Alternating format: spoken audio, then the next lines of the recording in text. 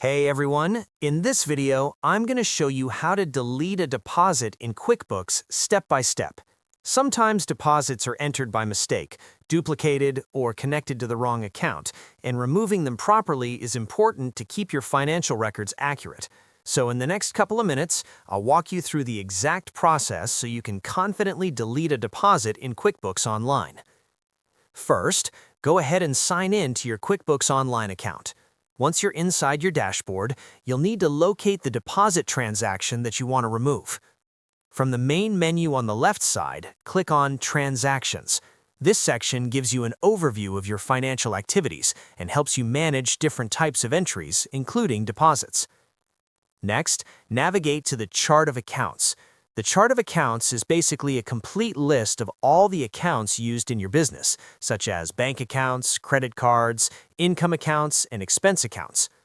Once you open the Chart of Accounts, find the account where the deposit was originally recorded. This is usually your bank account.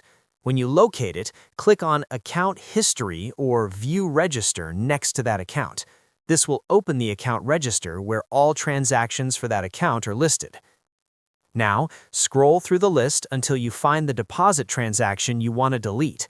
Take a moment to double-check the date, amount, and description so you're sure you're selecting the correct entry. After you find the deposit, click on the transaction to open its details, then look for the Delete option. When you click Delete, QuickBooks will display a confirmation message to make sure you really want to remove this transaction. Since deleting a deposit is a permanent action, review the information carefully. If you're sure it's the correct transaction to remove, click Yes to confirm.